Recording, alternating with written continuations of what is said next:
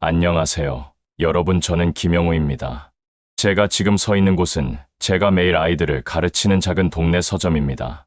저 뒤에 보이는 책장들 사이가 바로 제 인생을 완전히 바꿔놓은 그 자리예요. 여러분, 제 이야기를 한번 들어보시겠어요? 저는 72세까지 평생 교사로 일하며 정직과 성실을 가르쳤어요. 40년간 교단에 서면서 아이들에게 바른 길을 보여주는 것이 제 사명이었거든요. 검소하게 살며 평생 모은 돈이 15억 원이었습니다. 은퇴 후 편안한 노후를 꿈꾸고 있었죠. 그런데 어느 날 가장 믿었던 사람이 찾아왔습니다. 좋은 기회가 있다며 달콤한 제안을 해왔어요. 그 순간 제가 어떤 선택을 했을까요? 여러분은 지금 어떤 상상을 하고 계시나요?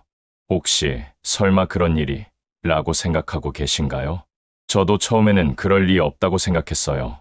하지만 현실은 제 상상을 뛰어넘었습니다. 그리고 그 선택의 결과는 72세 은퇴 교사인 제게 상상할 수 없는 일들을 가져다 줬어요. 그 일이 무엇인지, 그리고 그 이후 제 인생이 어떻게 변했는지 정말 믿기 어려우실 거예요. 구독과 좋아요 꼭 눌러주세요. 이런 현실적인 이야기는 더 많은 분들이 들으셔야 한다고 생각해요. 혹시 지금 노후 준비로 고민이 많으신 분들이나 가족 관계로 어려움을 겪고 계신 분들께는 특히 도움이 될 거예요. 그럼 지금부터 제게 일어난 믿기 힘든 이야기를 시작해 보겠습니다. 아침 햇살이 거실 창가로 스며들 때면 김영우는 언제나 그 자리에 앉아 차를 마셨다. 72해를 살아온 손등에는 세월의 지문이 깊게 새겨져 있었고 그 주름진 손가락 사이로 따스한 찻잔이 안온하게 자리했다. 40년간 교단에 선 그의 손은 수천 명의 제자들을 가르치며 닳고 닳았지만 여전히 단단했다. 여보, 오늘도 일찍 일어나셨네요. 부엌에서 들려오는 아내 이정숙의 목소리는 세월이 흘러도 변함없이 온화했다. 70을 넘긴 지금도 그녀의 발걸음에는 삶을 대하는 정성이 고스란히 배어 있었다. 된장찌개를 끓이는 냄새가 집 안을 가득 채우면 영호는 이것이 바로 행복이라는 생각을 했다. 거창하거나 화려하지 않아도 이런 평범한 아침이 쌓이고 쌓여 인생이 되는 것이었다. 정수가 참 고마워. 영호가 건넨 말에 정숙은 아무렇지 않게 웃었다. 고맙다는 말을 매일 듣고 매일 하면서도 두 사람은 그 말이 갖는 무게를 결코 잊지 않았다. 사랑한다는 말보다도 고맙다는 말 속에 50년 결혼 생활의 진실이 담겨 있었다. 영호는 교사였다. 단순히 직업이 교사였던 것이 아니라 그의 존재 자체가 교사였다. 아이들을 가르치는 일을 천직으로 여겼고 교실에서 보낸 시간들이 그의 인생에서 가장 값진 순간들이었다. 월급은 넉넉하지 않았지만 그는 한 번도 돈 때문에 교육에 대한 신념을 굽힌 적이 없었다. 아이들에게 정직을 가르쳤고 성실함이 얼마나 소중한지 몸소 보여주었다. 그의 수업을 들은 제자들은 성인이 되어서도 종종 찾아와 인사를 드렸고 그때마다 영호의 마음은 벅차올랐다. 선생님 덕분에 바른 사람이 될 수 있었습니다. 제자들이 건네는 그런 말 한마디가 그에게는 어떤 물질적 보상보다도 값졌다. 교사로서의 보람은 돈으로 살 수 없는 것이었고 그 보람이야말로 그의 인생을 지탱해준 진짜 기둥이었다. 정숙은 평생을 가정을 지키며 살았다. 요즘 말로 하면 전업주부였지만 그녀에게 전업이라는 말은 어울리지 않았다. 그녀는 집안일을 단순한 일로 여기지 않았다. 남편과 두 아이를 돌보는 것, 살림을 꾸려가는 것, 이웃과 어울리며 정을 나누는 것, 모든 것이 그녀에게는 소중한 일이었다. 한 푼이라도 아끼려 애썼고 남편의 월급으로 가족을 부양하는 것이 결코 쉽지 않다는 것을 누구보다 잘 알고 있었다. 밤늦게 수업 준비를 하는 남편을 위해 따뜻한 차를 끓여주고 아이들의 도시락을 정성스럽게 싸주고 이웃이 어려울 때 모른 척하지 않았다. 그녀의 삶에는 화려함이 없었지만 그 대신 진실함이 있었다. 사람들이 추구하는 성공이나 출세와는 거리가 멀었지만 그녀만의 방식으로 세상에 온기를 전하며 살아왔다. 두 사람은 욕심이 많지 않았다. 남들이 부러워할 만한 부를 쌓겠다는 야망도 명예를 얻겠다는 욕심도 없었다. 다만 정직하게, 성실하게 서로를 아끼며 살아가는 것이 그들의 삶의 목표였다. 가끔 경제적으로 어려울 때도 있었지만 그럴 때마다 서로 의지하며 어려움을 헤쳐나갔다. 검소함이 몸에 배어 있어서 남들보다 적게 벌어도 남들보다 많이 저축할 수 있었다. 한 푼이라도 아껴야 해.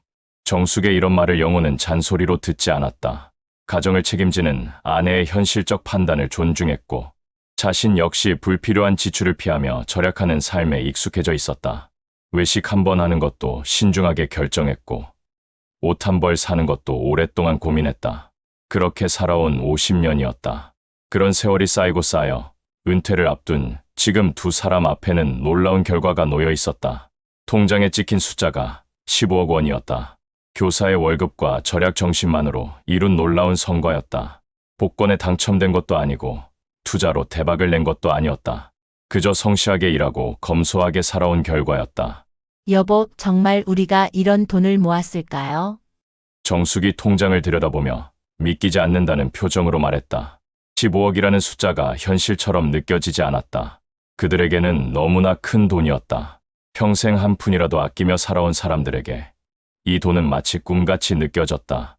그러게 말이야. 우리가 이렇게 살아왔구나. 영호도 감개무량했다. 돌이켜보니 어려웠던 순간들도 많았지만 포기하지 않고 꾸준히 살아온 결과가 지금의 여유로 이어진 것이었다. 이 돈은 단순한 저축의 결과가 아니라 두 사람이 평생에 걸쳐 쌓아온 신뢰와 협력의 결실이었다. 이제 우리도 여행도 다니고 편히 살아봅시다. 영호가 아내의 손을 잡으며 말했다. 40년간 교단에 서느라 제대로 된 여행 한번 가보지 못했던 그였다. 아내 역시 집안일에 매여 있어서 멀리 나가본 적이 거의 없었다. 이제는 그런 것들을 해볼 수 있을 것 같았다. 그래요, 이제는 우리 둘만의 시간이네요. 정숙도 환하게 웃었다. 아이들을 키우느라, 살림을 꾸리느라 바쁘게만 살아온 세월이었다. 이제 비로소 남편과 단둘이 보낼 수 있는 여유로운 시간이 생긴 것이었다. 해외여행도 가고 싶었고, 늘 가보고 싶어 했던 제주도도 다녀오고 싶었다. 손자, 손녀들에게 용돈도 충분히 주고 싶었고, 가끔은 좋은 식당에서 맛있는 음식도 먹고 싶었다. 두 사람은 오랜 세월의 고생 끝에 찾아온 평온을 만끽하려 했다. 젊었을 때는 미래에 대한 걱정이 많았지만, 이제는 그런 걱정들이 모두 해결된 것 같았다. 건강도 나쁘지 않았고, 경제적 여유도 생겼으니, 이제 정말로 행복한 노후를 보낼 수 있을 것 같았다. 저녁 무렵, 두 사람은 거실 소파에 나란히 앉아 앞으로의 계획을 이야기했다. 가고 싶은 곳들을 하나씩 거론하며 웃음꽃이 피었다. 평생 모은 15억 원이라는 돈이 그들에게는 무한한 가능성으로 다가왔다. 그동안 참고 참아온 것들을 이제는 마음껏 누릴 수 있다는 기대감에 가슴이 설렜다. 우리 참 잘 살아왔네요. 그러게. 이제는 정말 우리만의 시간이야. 그들이 모른 것은 인생에서 가장 달콤한 순간이 때로는 가장 위험한 순간이기도 하다는 사실이었다. 평생의 결실 앞에서 행복에 젖어 있던 그들은 곧 찾아올 시련을 전혀 예상하지 못하고 있었다. 봄비가 내리던 어느 토요일 오후, 현관문을 두드리는 소리가 들렸다. 영호가 문을 열자 아들 김민수와 며느리 박선영이 서 있었다. 민수는 38, 선영은 35. 결혼한 지 10년이 넘었지만 아직 아이는 없었다. 두 사람의 얼굴에는 평소와 달리 어딘가 어색한 미소가 떠 있었다. 아버지, 어머니 안 계세요? 민수가 집 안을 둘러보며 물었다. 평소라면 먼저 부모님께 인사를 드렸을 텐데 오늘은 왠지 서둘러 보였다. 선영도 마찬가지였다. 늘 다정했던 며느리가 오늘따라 묘하게 경직되어 보였다. 정수가, 민수 왔다. 영호가 부엌에 있던 아내를 불렀다. 정숙이 앞치마를 두르고 나오며 반갑게 웃었다. 아들 내외가 오는 날은 언제나 그녀에게 기쁜 날이었다. 비록 자주 오지는 않았지만 올 때마다 정성스럽게 음식을 차려주는 것이 그녀의 즐거움이었다. 어머니, 안녕하세요? 선영이 정중하게 인사했다. 그런데 그 인사 속에 평소의 자연스러움이 없었다. 마치 연습한 듯한 인사였다. 정숙은 그것을 눈치채지 못했다. 아들 내외가 온 기쁨에 다른 것은 보이지 않았다. 얼른 들어와, 비 맞았겠다. 수건 가져다 줄게. 정숙이 분주하게 움직이며 두 사람을 맞이했다. 민수와 선영은 거실로 들어가 소파에 앉았다.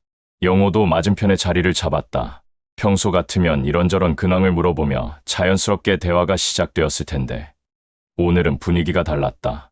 아버지, 요즘 어떻게 지내세요? 민수가 먼저 말을 꺼냈다. 그런데 그 말투에 어딘가 의도가 숨어 있는 것 같았다. 영호는 그런 것을 눈치채지 못하고 편안하게 답했다. 그저 그렇지. 은퇴하고 나니 할 일이 없어서 심심하더라. 그러시겠어요. 그런데 요즘 경제 상황이 많이 어렵다던데 괜찮으세요? 선영이 끼어들었다. 그녀의 목소리에는 걱정하는 듯한 톤이 배어 있었지만 그 걱정이 진짜인지 가짜인지는 알 수 없었다. 영호는 아들 내외가 자신들을 걱정해주는 것이 고마웠다. 우리야 뭐 큰 욕심 없이 살아서 걱정 말아라. 아버지, 그런데 은행에 돈만 넣어두시면 요즘 같은 시대에는 아무 소용이 없어요. 민수가 본격적으로 이야기를 꺼냈다. 그의 목소리에는 확신에 찬 어조가 있었다.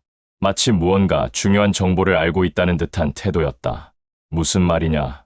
영호가 의아해하며 물었다. 그는 평생 은행에 돈을 넣어두고 살아왔다. 안전하고 확실한 방법이라고 생각해왔다. 투자나 투기 같은 것은 자신과는 거리가 먼 이야기라고 여겨왔다. 요즘은 인플레이션 때문에 돈의 가치가 계속 떨어져요. 은행 이자로는 물가 상승률도 따라잡지 못해요. 그냥 놔두시면 돈이 점점 줄어드는 거와 마찬가지예요. 선영이 설명했다. 그녀의 말에는 논리가 있었다. 실제로 요즘 경제 전문가들이 하는 이야기와 비슷했다. 영호는 그런 것에 대해 잘 모르는 편이었다. 평생 교사로 살아오면서 경제나 투자에 대한 지식은 거의 없었다. 저희가 좋은 투자처를 알아봤어요. 확실하고 안전한 곳이에요. 민수가 말했다. 그의 눈빛에는 뭔가 간절함이 서려 있었다. 부모를 설득해야 한다는 의지가 보였다. 영호는 아들의 그런 모습을 보며 마음이 흔들렸다. 아들이 자신들을 걱정해서 하는 말이라고 생각했다. 정수기 차를 끓여서 가져왔다. 따뜻한 차 향이 거실에 퍼졌다. 평상시라면 이런 분위기에서 가족들끼리 다정한 대화를 나누었을 텐데 오늘은 공기가 묘하게 긴장되어 있었다. 어머니도 앉으세요. 중요한 이야기가 있어요. 선영이 시어머니를 불렀다. 정숙은 무엇인지 모르겠지만 아들 내외가 진지하게 이야기하려는 것 같아서 민수 옆에 앉았다. 네 사람이 마주 앉은 것의 분위기는 평소와는 전혀 달랐다. 아버지, 어머니 솔직히 말씀드릴게요. 민수가 심각한 표정으로 말을 시작했다. 그의 목소리에는 절박함이 묻어났다. 저희 회사에서 새로운 사업을 시작하려고 해요. 정말 확실한 사업이에요. 이미 해외에서는 성공 사례가 많고 국내에서도 곧 크게 성장할 분야라고 전문가들이 분석했어요. 무슨 사업인데? 영호가 물었다. 그는 사업에 대해서는 문외한이었다. 평생 월급쟁이로 살아온 그에게 사업이라는 것은 너무나 낯선 영역이었다. 신재생 에너지 사업이에요. 태양광 발전이죠. 정부에서도 적극 지원하고 있고 미래 성장 동력으로 인정받은 분야예요. 선영이 미리 준비해온 자료를 꺼냈다. 깔끔하게 정리된 보고서와 그래프들이 들어있었다. 언뜻 보기에도 전문적이고 그럴듯해 보였다. 보세요. 이게 수익률 예상표예요. 1년만 투자하시면 연 10% 정도 수익을 낼 수 있어요. 은행 이자가 3% 정도인데 이건 그보다 훨씬 좋죠? 선영의 설명은 조리 있고 설득력이 있었다. 그녀는 마치 이 분야의 전문가인 것처럼 자신 있게 말했다. 정숙은 복잡한 숫자들과 그래프를 보며 어리둥절했다. 이런 것들은 그녀에게는 너무 어려웠다. 하지만 우리 같은 사람이 그런 투자를 해도 되는 거냐? 영호가 조심스럽게 물었다. 그는 본능적으로 위험한 냄새를 맡았다. 평생 안전하게 살아온 그에게 투자라는 것은 도박과 비슷해 보였다. 아버지, 이건 투기가 아니에요. 정부가 보장하는 사업이고 저희 회사가 직접 관리해요. 위험하다면 저희가 부모님께 권하겠어요? 민수가 단호하게 말했다. 그의 말에는 자신감이 넘쳤다. 아들이 이렇게 확신한다면 틀릴 리 없다고 영호는 생각했다. 부모 자식 간의 신뢰가 그의 판단력을 흐렸다. 게다가 요즘 같은 시대에는 이런 기회를 놓치면 안 돼요. 부동산도 너무 비싸고 주식도 위험하잖아요. 이게 가장 안전하면서도 수익성이 좋은 투자예요. 선영이 덧붙였다. 그녀의 말은 논리적이었다. 실제로 요즘 일반인들이 투자할 만한 곳이 마땅치 않다는 것은 사실이었다. 영호와 정수 같은 사람들에게는 더욱 그랬다. 얼마나 투자해야 하는 건데? 정숙이 조심스럽게 물었다. 그녀의 마음 한편에는 불안감이 자리하고 있었다. 평생 안전하게 살아온 그녀에게 투자라는 것은 여전히 부담스러웠다. 많이 투자할수록 수익도 많아지죠. 하지만 부담되지 않는 선에서 하시면 돼요. 민수가 답했다. 그런데 그의 눈빛에서는 욕심이 익혔다. 많은 돈을 투자하기를 바라는 마음이 숨어 있었다. 구체적으로 얼마 정도를? 영호가 다시 물었다. 그는 아직도 확신이 서지 않았다. 하지만 아들이 이렇게 권한다면 한번 생각해 볼 만하다는 생각도 들었다. 5억 정도면 1년에 5천만 원 정도 수익을 낼 수 있어요. 은행에 넣어두시면 1년에 1,500만 원 정도밖에 안 되잖아요. 선영이 구체적인 숫자를 제시했다. 5억이라는 돈은 영호 부부에게는 큰 돈이었지만 불가능한 액수는 아니었다. 그들이 평생 모은 돈의 3분의 1 정도였다. 하지만 더 많이 투자하시면 수익도 그만큼 늘어나죠. 15억 투자하시면 1년에 1억 5천만 원 정도 수익이에요. 이런 기회는 자주 오지 않아요.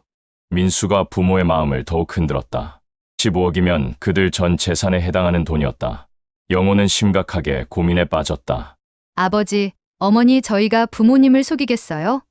저희도 이미 모든 돈을 투자했어요.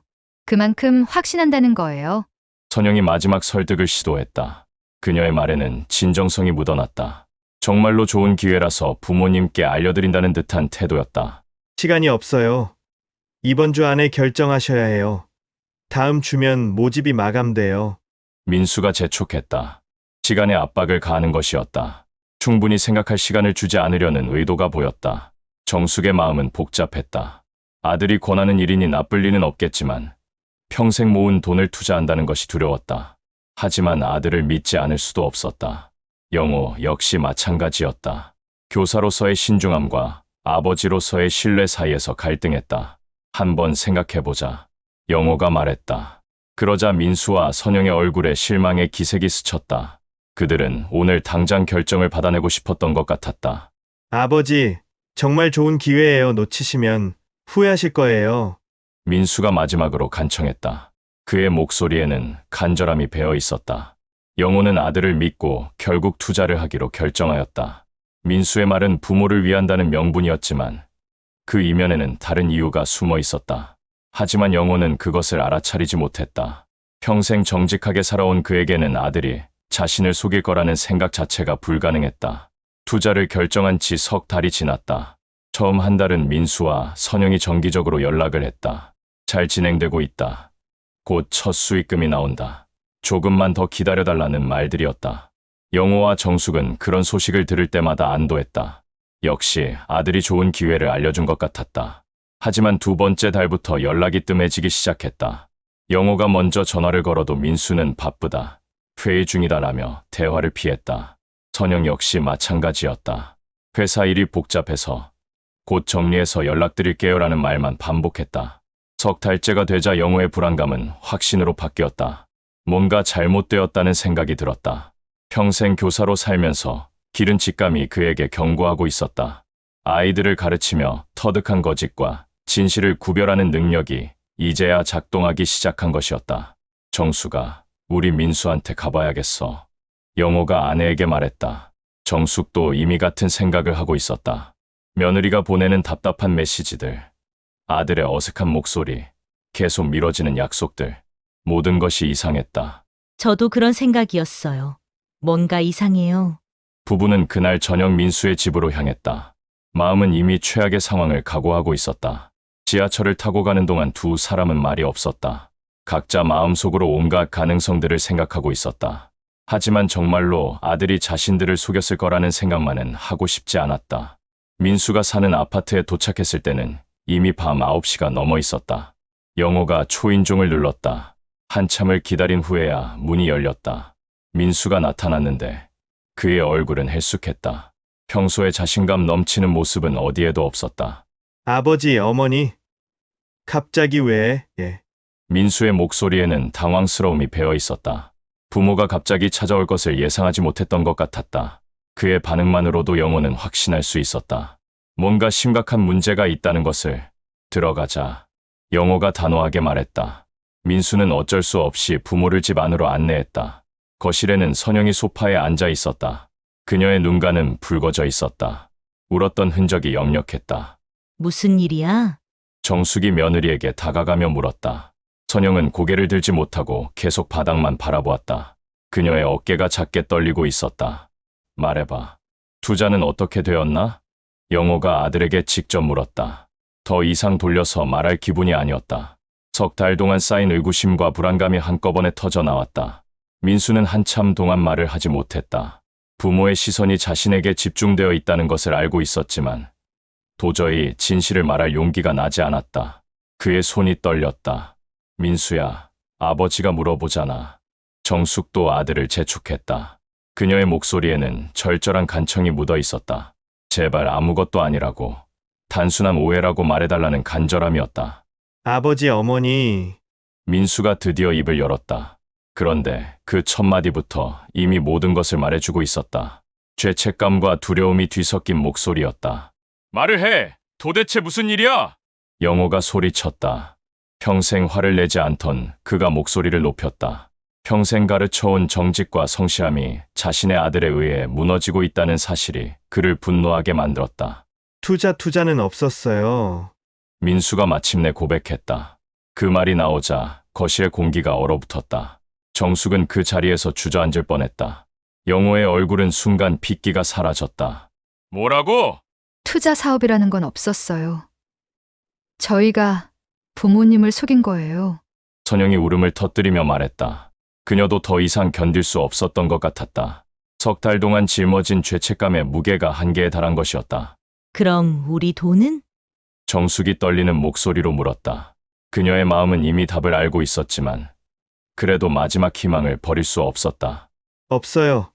다 써버렸어요. 민수가 고개를 떨구며 대답했다. 그 순간 영호의 눈앞이 아찔했다. 평생 모은 15억 원이 한순간에 사라진 것이었다. 그것도 가장 믿었던 아들의 손에 의해서. 뭘 어디에 썼다는 거야? 영호가 간신히 말을 짜냈다. 분노와 절망이 뒤섞여 목소리가 제대로 나오지 않았다. 사업 실패 빚 여러 가지가 겹쳐서. 민수의 설명은 중구난방이었다. 명확한 답변이 아니라 변명에 가까웠다. 구체적으로 어디에 어떻게 썼는지에 대한 설명도 없었다. 그저 모든 것이 꼬여서 돈이 없어졌다는 말만 반복했다. 내가 평생 정직을 가르쳤는데. 영호가 중얼거렸다. 그의 목소리에는 분노보다는 절망이 더 크게 배어 있었다. 자신이 평생 추구해온 가치가 자신의 아들에 의해 완전히 부정당한 기분이었다. 내 아들이 내 노후를 송두리째 빼앗는구나. 그 말과 함께 영호는 머리를 감싸쥐고 눈물을 흘렸다. 70이 넘은 노인이 아이처럼 우는 모습이었다. 평생 남 앞에서 눈물을 보인 적이 없던 그였지만 이번만은 참을 수 없었다. 정숙도 충격에 휘청거렸다. 다리에 힘이 풀려 소파에 주저앉았다. 아들이 자신들을 속였다는 사실보다도 이제 정말로 무일푼이 되었다는 현실이 더 무서웠다. 70이 넘은 나이에 다시 시작해야 한다는 두려움이 밀려왔다. 어머니, 죄송해요. 정말 죄송해요. 선영이 시어머니 앞에 무릎을 꿇었다. 그녀의 눈물이 바닥에 떨어졌다. 하지만 그 눈물로 사라진 돈이 돌아오는 것은 아니었다. 미안하다고 달라지는 게 있냐? 정숙이 차가운 목소리로 말했다. 평생 온화했던 그녀였지만 이 순간만은 냉정할 수밖에 없었다. 앞으로 어떻게 살아야 할지 막막했다. 아버지, 어머니 저희가 어떻게든 갚아드릴게요. 민수가 무릎을 꿇고 애원했다. 하지만 그의 말에는 구체적인 계획이 없었다. 어떻게 갚을 것인지, 언제까지 갚을 것인지에 대한 언급도 없었다. 그저 막연한 약속일 뿐이었다. 내가 뭘로 갚느냐? 너희도 비투성이라며? 영호가 쓴웃음을 지었다. 아들이 갚겠다고 하지만 그것도 불가능하다는 것을 알고 있었다. 15억이라는 돈은 일반적인 월급으로는 평생 모아도 불가능한 금액이었다. 거실에는 울음소리만 울려 퍼졌다. 민수와 선영의 자책하는 울음, 정숙의 절망적인 흐느낌, 그리고 영호의 억장이 무너지는 탄식. 네 사람이 모두 울고 있었지만 그 눈물의 의미는 달랐다. 우리 이제 어떻게 살지? 정숙이 남편에게 물었다. 하지만 영호도 답을 알 수 없었다. 70이 넘은 나이에 다시 처음부터 시작해야 한다는 현실이 막막하기만 했다. 그때 정숙이 남편의 어깨에 손을 얹었다. 떨리는 손이었지만 그 안에는 의지가 담겨 있었다. 여보, 우리가 잃은 건 돈이지 인생은 아니에요. 정숙의 목소리에는 눈물이 섞여 있었지만 동시에 의연함도 배어 있었다. 아직 우리 둘은 있잖아요. 그 말을 들은 영호는 고개를 들었다. 아내의 눈에서 절망이 아닌 희망을 보았다. 모든 것을 잃었지만 정말로 소중한 것은 아직 남아있다는 것을 깨달았다.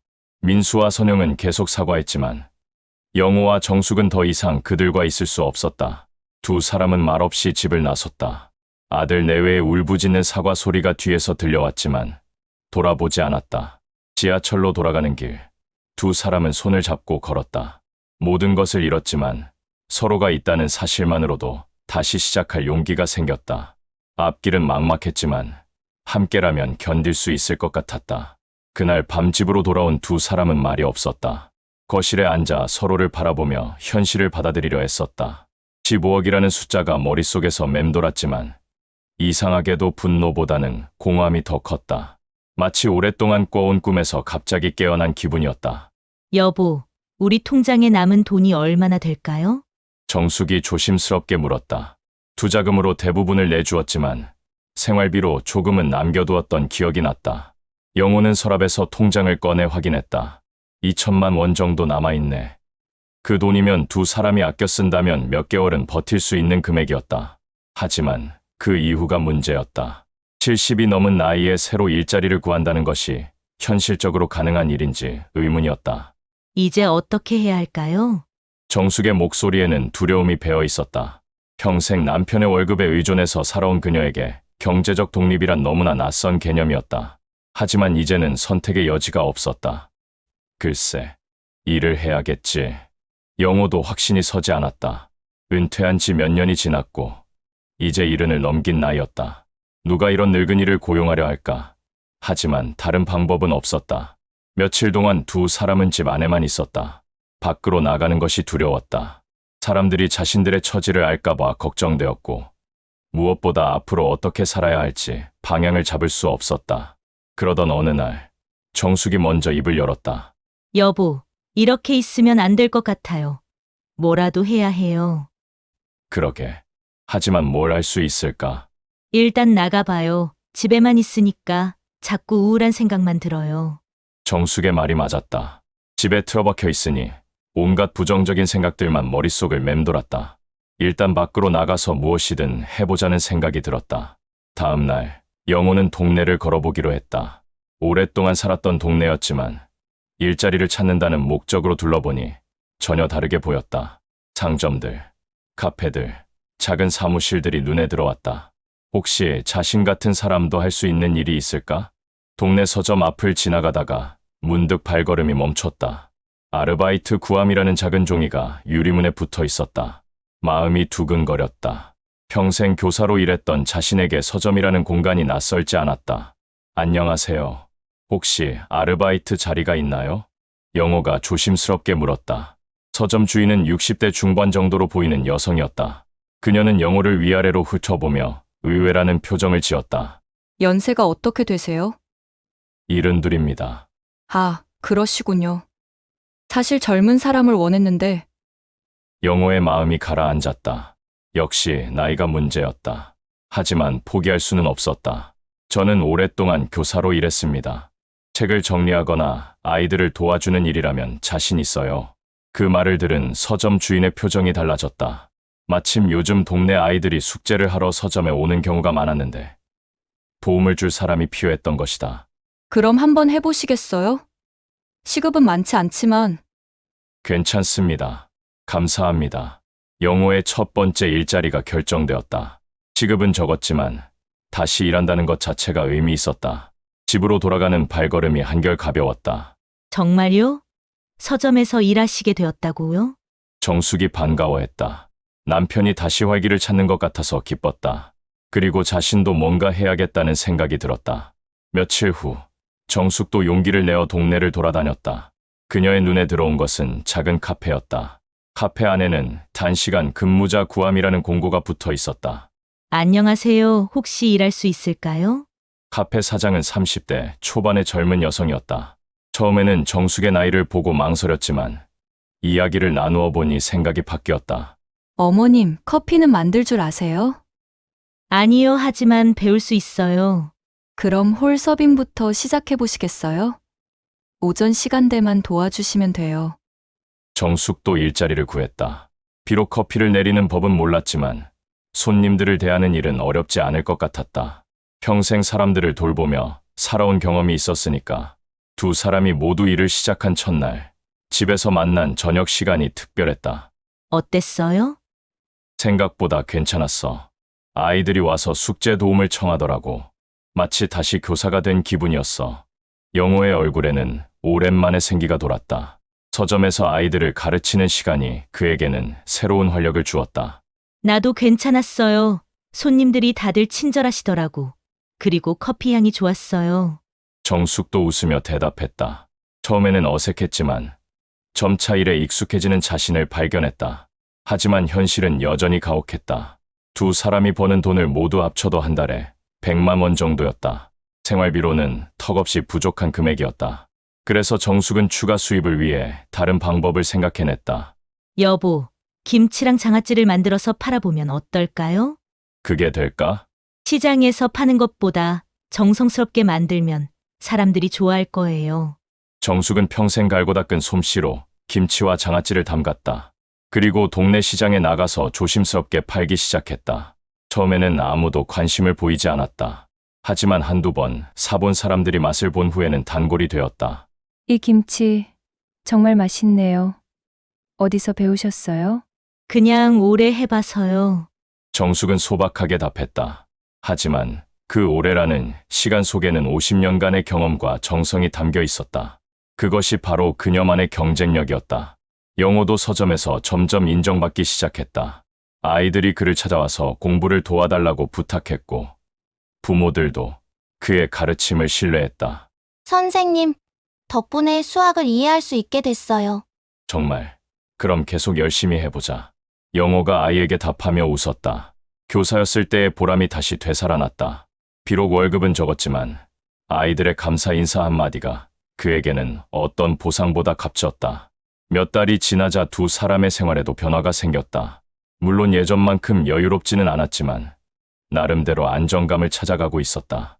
무엇보다 내 힘으로 번 돈이라는 자부심이 생겼다. 여보, 이상해요. 어느 날 저녁 정숙이 말했다. 뭐가? 돈을 잃었을 때는 세상이 끝난 줄 알았는데 이렇게 일하고 있으니까 오히려 마음이 편해져요. 영호도 같은 생각이었다. 15억이라는 돈이 있을 때는 막연한 안정감만 있었을 뿐이었다. 하지만 이렇게 매일 일하고 조금씩이라도 돈을 벌면서 오히려 실질적인 안정감을 느꼈다. 맞아. 그리고 사람들과 만나는 것도 좋고 두 사람 모두 은퇴 후 집에만 있을 때보다 훨씬 활기찬 생활을 하고 있었다. 일이 주는 보람, 사람들과의 만남, 그리고 무엇보다 스스로 살아간다는 자부심이 그들을 지탱해 주었다. 그날 밤 두 사람은 작은 수입을 계산해보며 다음 달 계획을 세웠다. 큰 돈은 아니었지만 그 안에는 무너진 자존심을 회복시켜주는 힘이 있었다. 돈의 액수가 중요한 것이 아니라 그 돈을 어떻게 벌었느냐가 중요하다는 것을 깨달았다. 우리 정말 강하네요. 정숙이 남편의 손을 잡으며 말했다. 그러게, 이런 일이 있을 줄 몰랐는데. 하지만 이겨냈잖아요. 우리 둘이 함께. 영호가 아내를 바라보며 미소 지었다. 모든 것을 잃었다고 생각했지만 정말 소중한 것들은 여전히 남아 있었다. 서로에 대한 사랑, 일할 수 있는 건강, 그리고 다시 시작할 수 있는 용기. 그것이 바로 진짜 자산이었다. 새로운 삶을 시작한 지 1년이 지났다. 영호와 정숙은 이제 각자의 일터에서 없어서는 안 될 사람이 되어 있었다. 영호가 있는 서점에는 매일 아이들이 찾아와 숙제를 도와달라고 했고, 정숙이 파는 김치와 장아찌는 동네에서 소문이 날 정도였다. 두 사람의 일상은 규칙적이었다.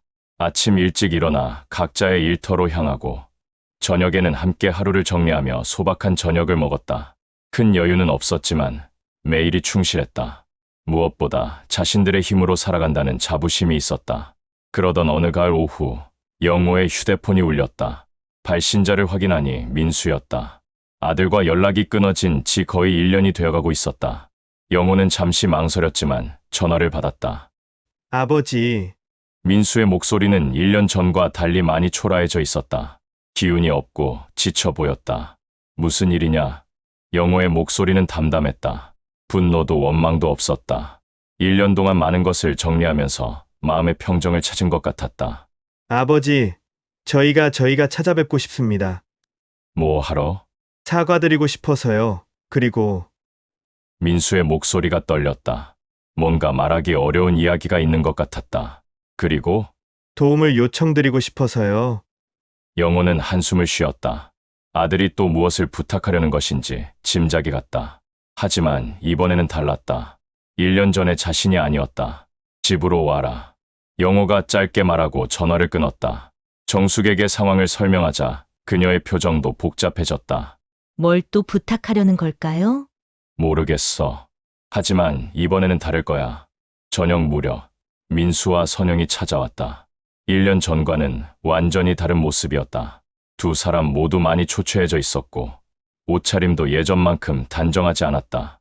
특히 선영은 눈가에 깊은 그늘이 져 있었다. 아버지, 어머니, 두 사람이 무릎을 꿇고 절을 했다. 진짜 절이었다. 1년 전의 형식적인 사과와는 차원이 달랐다. 일어나. 영호가 차분하게 말했다. 정숙도 아무 말 없이 차를 끓이러 갔다. 예전 같으면 반갑게 맞이했겠지만 이제는 그럴 수 없었다. 거실에 앉은 네 사람 사이에는 무거운 침묵이 흘렀다. 민수와 선영은 고개를 들지 못했고 영호와 정숙은 말없이 그들을 바라보았다. 말해봐라. 영호가 먼저 말을 꺼냈다. 아버지, 저희가 정말 잘못했습니다. 민수가 떨리는 목소리로 말했다. 그건 1년 전에도 들었다. 이번에는 진심입니다. 1년 동안 정말 많은 일이 있었어요. 선영이 눈물을 글썽이며 말했다. 무슨 일? 저희가 완전히 망했어요. 민수가 고백했다. 그의 목소리에는 절망이 배어 있었다. 회사도 문을 닫았고, 빚만 남았어요. 집도 빼앗겼고, 지금은 원룸에서 살고 있어요. 선영이 덧붙였다. 그녀의 말에는 처참함이 묻어 있었다. 영호와 정숙은 놀랐지만 표현하지 않았다. 아들 내외가 어떤 상황에 처해 있든 그것이 1년 전의 잘못을 상쇄시켜주지는 않았다. 그래서? 정숙이 냉담하게 물었다. 저희가 이제야 깨달았어요. 부모님을 얼마나 소중한 분들인지, 저희가 얼마나 큰 죄를 지었는지. 민수가 울먹이며 말했다. 깨달았다고 해서 달라지는 건 없다. 영호의 말이 차갑게 들렸다. 하지만 그것이 현실이었다. 아버지, 저희가 돈을 갚아드리고 싶어요. 선영이 갑자기 말했다. 무슨 돈으로? 정숙이 비웃듯 물었다. 아무것도 없으면서 무엇을 갚겠다는 것인지 이해할 수 없었다. 저희가 앞으로 평생 일해서라도 갚아드릴게요. 민수가 간절하게 말했다. 15억을 어떻게 갚는다는 거냐? 너희 월급으로 평생 일해도 불가능한 돈이야. 영호가 현실적으로 말했다. 감정적인 대답이 아니라 수학적인 계산이었다. 그래도 조금씩이라도. 필요 없다. 정숙이 단호하게 말했다. 그 한마디에 거실의 공기가 얼어붙었다. 어머니, 우린 원망하지 않겠다 하지만 다시는 우리 삶의 돈 이야기를 꺼내지 마라. 정숙의 목소리에는 확고한 의지가 담겨 있었다. 용서는 하겠지만 신뢰를 회복하는 것은 별개의 문제였다. 우리는 이미 새로운 삶을 시작했다. 너희 도움 없이도 잘 살아가고 있어. 영호가 덧붙였다. 그의 말에는 자신감이 배어 있었다. 1년 전에 절망적이었던 영호가 아니었다. 민수와 선영은 할 말을 잃었다. 부모님이 이렇게 달라질 줄 몰랐던 것이다. 예전 같으면 아들이 어려우면 무조건 도와주려 했을 텐데 이제는 냉정했다. 부모님, 그럼 저희는 어떻게 해야 해요? 선영이 절규하듯 물었다. 너희 인생은 너희가 책임져라. 우리도 우리 인생을 살아가고 있다. 정숙의 대답은 명확했다. 더 이상 자식들의 삶에 얽매여 살지 않겠다는 선언이었다. 아버지, 어머니가 이렇게 차가우실 줄 몰랐어요. 민수가 원망조로 말했다. 차가운 게 아니다. 이제야 정신을 차린 거지. 영호가 답했다. 너희가 우리를 속였을 때 우리는 모든 것을 잃었다고 생각했다. 하지만 1년 동안 살아보니 그게 아니더라. 진짜 소중한 것들은 여전히 우리에게 있었어. 정숙이 남편의 손을 잡으며 말했다. 무엇보다 우리 둘이 있잖아. 그리고 일할 수 있는 건강도 있고 사람들과의 관계도 있고 돈이 전부가 아니라는 걸 깨달았다. 영호가 마무리했다. 민수와 선영은 이해할 수 없다는 표정이었다. 돈을 잃고도 이렇게 담담할 수 있다는 것이 신기했다. 정말 저희를 용서 못 하시겠어요? 선영이 마지막으로 물었다. 용서는 했다 하지만 신뢰는 다른 문제야. 정숙이 분명하게 말했다. 관계는 이어갈 수 있지만 예전 같지는 않을 거라는 뜻이야. 영호도 덧붙였다. 그 말을 들은 민수와 선영은 더 이상 할 말이 없었다. 부모님이 진심으로 변했다는 것을 깨달았다. 더 이상 자신들에게 의존하지 않는 독립적인 존재가 된 것이었다. 그럼 저희는 너희는 너희대로 살아가라. 우리도 우리대로 살겠다. 영호의 말로 대화가 끝났다. 민수와 선영은 무거운 발걸음으로 집을 나섰다. 뒤에서 부모님이 배웅하지 않는다는 것을 알면서도 돌아볼 수 없었다. 문이 닫힌 후 영호와 정숙은 서로를 바라보며 깊은 숨을 쉬었다. 힘들었죠? 정숙이 남편에게 물었다. 응. 하지만 꼭 필요한 일이었어. 이제 정말 우리만의 인생이네요. 그렇네. 이제 아무도 우리를 흔들 수 없어. 두 사람은 거실 소파에 나란히 앉아 창밖을 바라보았다. 가을 석양이 아름답게 물들어 있었다. 1년 전 같았으면 이런 여유를 부릴 수 없었을 것이다. 미래에 대한 걱정, 아들에 대한 원망, 돈에 대한 불안감이 마음을 지배했을 테니까. 여보, 신기해요. 정숙이 말했다. 뭐가? 15억을 잃었을 때는 세상이 끝난 줄 알았는데 지금은 오히려 더 편해요. 나도 그래. 돈이 있을 때보다 마음이 더 가벼워. 왜 그럴까요? 영호가 잠시 생각한 후 대답했다. 그때는 돈을 잃을까봐 불안했지. 하지만 지금은 잃을 게 없으니까 자유로워. 그리고 무엇보다 무엇보다? 우리가 직접 만들어가는 삶이니까. 남이 준 돈이 아니라 우리가 번 돈으로 사는 거잖아. 정숙이 고개를 끄덕였다. 남편의 말이 맞았다. 예전에는 은행에 있는 돈만 바라보며 살았다면 지금은 매일 새로운 것을 만들어가며 살고 있었다. 그리고 사람들과의 관계도 더 진실해진 것 같아요. 맞아. 서점 아이들, 카페 손님들, 시장 사람들 모두 우리를 있는 그대로 좋아해 주잖아. 돈 때문이 아니라 우리 자체를 좋아하는 거죠. 저녁 무렵 두 사람은 소박한 저녁 식사를 준비했다. 비싸지 않은 재료들이었지만 정성스럽게 만든 음식이었다. 식탁에 앉아 마주보며 밥을 먹는 시간이 하루 중 가장 행복한 순간이었다. 우린 전 재산을 잃었지만 인생의 가치는 아직 남아있잖아. 영호가 젓가락을 놓으며 말했다. 그리고 지금이 오히려 더 행복해. 정숙이 미소 지으며 대답했다. 두 사람의 미소에는 진정한 만족감이 담겨 있었다. 돈으로 살 수 없는 것들의 소중함을 깨달은 사람들만이 지을 수 있는 미소였다. 노후의 진짜 자산은 통장에 찍힌 숫자가 아니라 함께 살아가는 시간과 마음의 평온이라는 것을 이제야 알게 된 것이었다. 창밖으로 별이 뜨기 시작했다. 작지만 따뜻한 집, 서로를 아끼는 마음, 내일 할 일이 있다는 기대감. 그것들이 바로 그들의 진짜 자산이었다. 여러분, 어떠셨나요? 저희 부부의 이야기가 여러분에게 조금이나마 도움이 되었으면 좋겠어요. 처음에 15억을 잃었을 때는 정말 세상이 끝난 줄 알았어요. 하지만 지금 돌이켜보니 그 일이 오히려 저희를 더 강하게 만들어준 것 같아요. 진짜 소중한 게 무엇인지 깨닫게 해줬거든요. 여러분도 혹시 지금 힘든 시기를 겪고 계신다면 포기하지 마세요. 나이는 숫자일 뿐이고 다시 시작하기에 늦은 때란 없어요. 저희가 72세, 70세의 새로운 인생을 시작했듯이 말이에요. 그리고 가족 관계에서도 무조건적인 믿음보다는 건강한 경계가 필요하다는 걸 배웠어요. 사랑한다고 해서 모든 걸 다 해줘야 하는 건 아니더라고요. 마지막으로 돈이 많다고 해서 행복한 건 아니에요. 저희는 지금 예전보다 훨씬 적은 돈으로 살지만 매일매일이 더 충실하고 의미 있어요. 내 손으로 번 돈으로 사는 삶의 가치를 알게 됐거든요. 오늘 이야기가 도움이 되셨다면 구독과 좋아요, 그리고 댓글까지 남겨주세요. 여러분의 응원이 저희에게 큰 힘이 됩니다.